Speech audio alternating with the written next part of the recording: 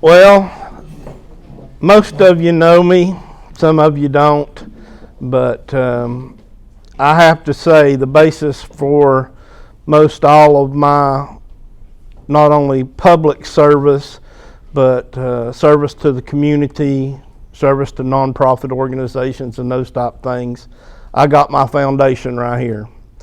I remember as a young man, Darrell Rice coming to my office and sitting down and talking to me about being a Kiwanian.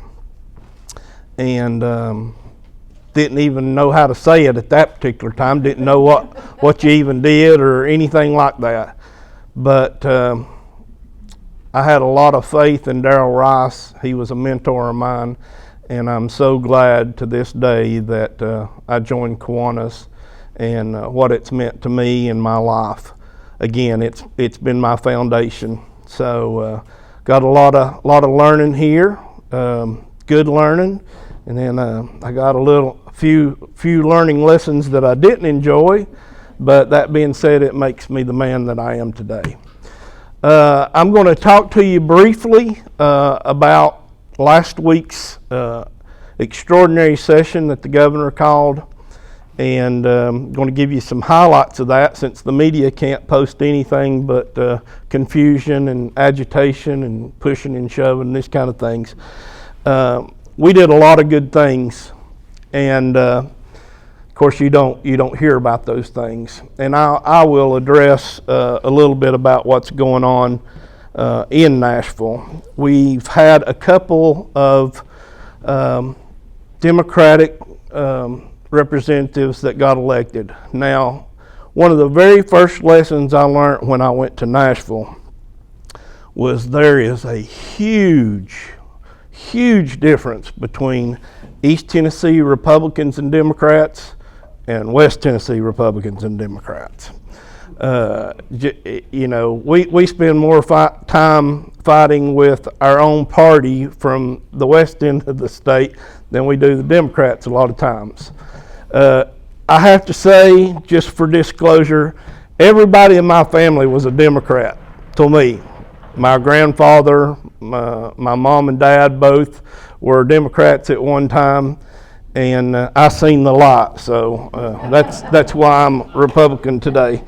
But we have these sessions not only on the floor, but we have committee meetings a lot of times. And here's an example of what we have to put up with from some of our colleagues at this time.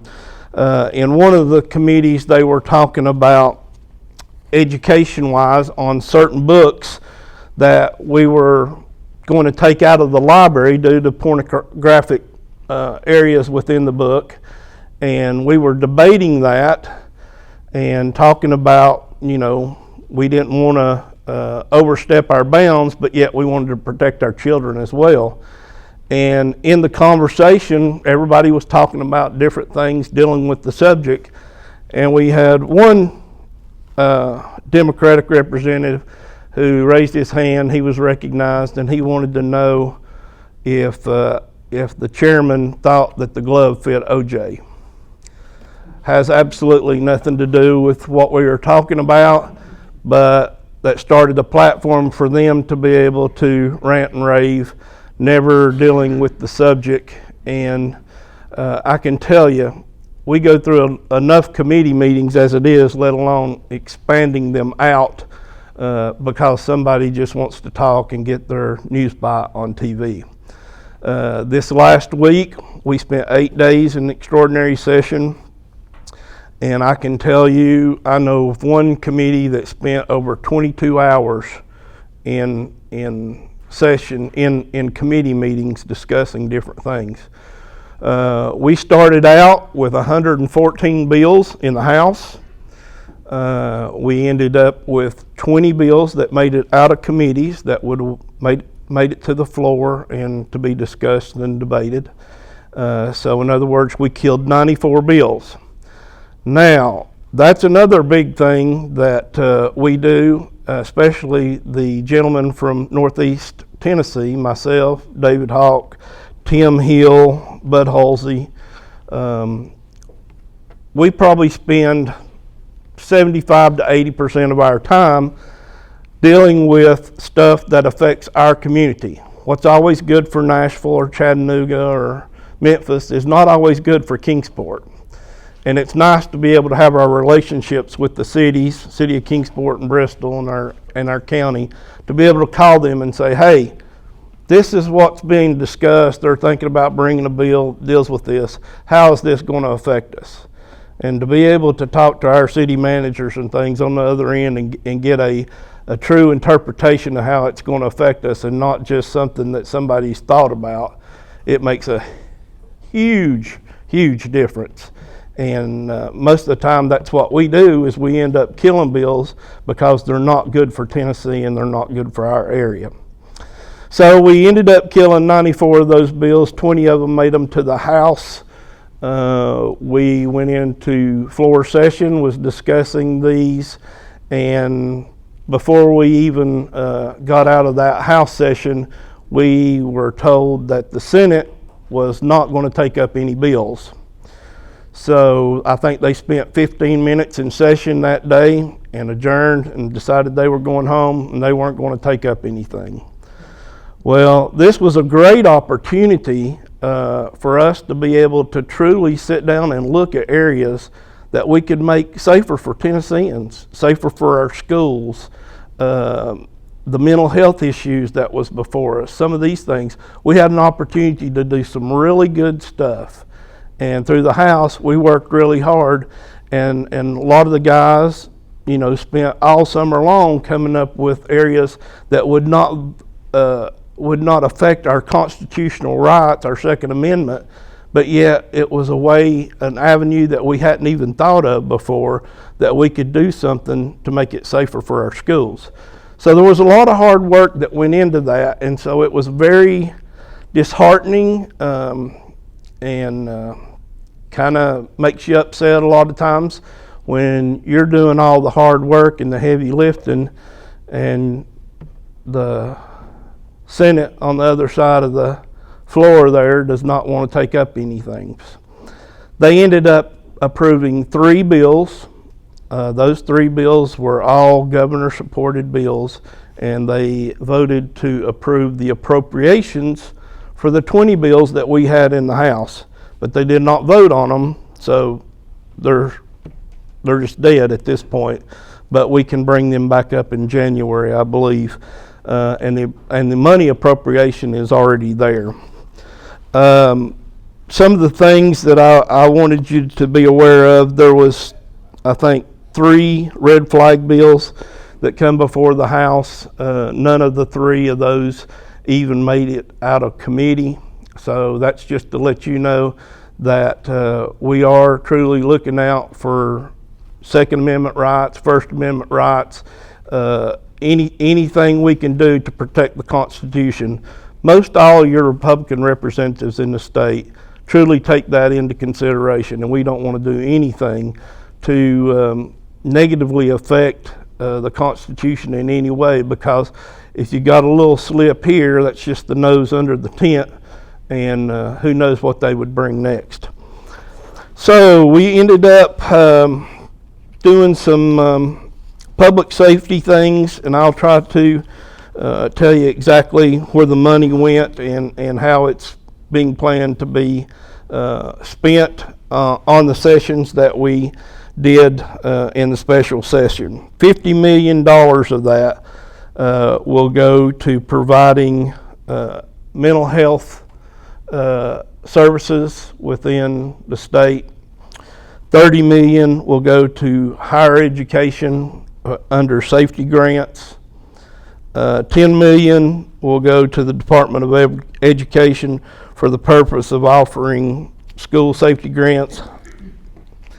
$12.2 million for current prospective mental health professional recruitment and retention.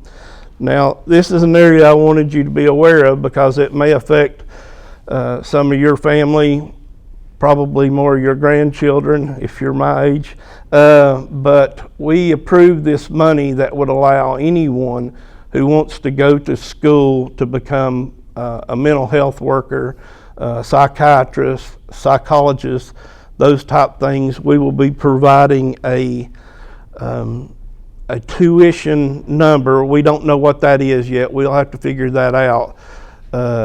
Basically what we will do is talk to all the main universities in the state of Tennessee, find out what it costs to go to one of those schools for a year's time. Let's say that's $500,000.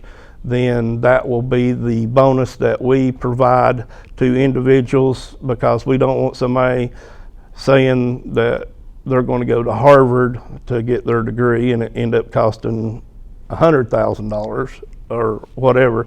We just want it to be a good number that will cover the cost, but it shouldn't cost anyone anything to be able to go get one of those degrees. And it's basically because we are extremely understaffed in the mental health area, and we don't even have a pool really to go back and look for individuals to hire, simply because we don't have enough of them. So we're hoping that will encourage people to maybe go into those fields when they don't have to pay anything. $53 million will go into behavioral health scholarships. $4 million will go into behavioral safety net program. That's for people that's not always covered by TennCare in some of those areas.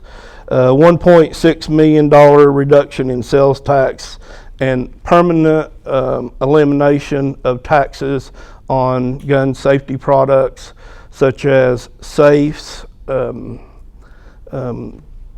trigger locks, just anything to do to make a weapon safer. We're going to take the tax completely off of that. We tried that I think it was last year or maybe even a couple of years ago to see how that worked. We've had pretty good results in that. I want to say it was a 21% increase in people that own guns to provide a safer environment to keep those in. So we have decided to do that as a permanent solution and hope it will help. $1.1 million to promote safe storage for firearms. This is a campaign you should start seeing as far as TV commercials, newspaper ads, and this type of thing, just calling attention to gun safety and gun awareness within our state. Another thing, it's not listed here, but what it will do is if you take a handgun safety course to get your permit, there will be an area that will be mandated to be included within that program that talks about gun safety. The other part is that we have made it free for trigger locks or safety devices.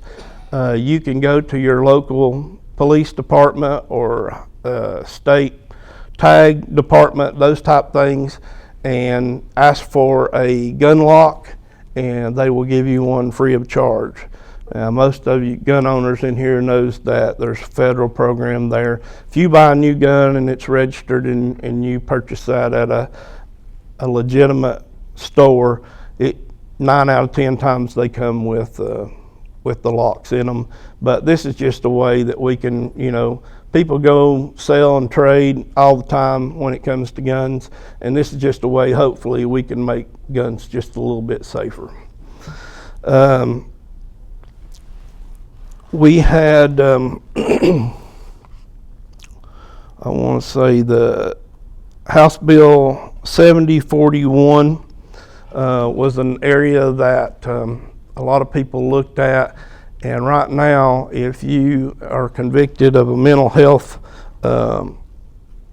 offense, or your family members feel that you have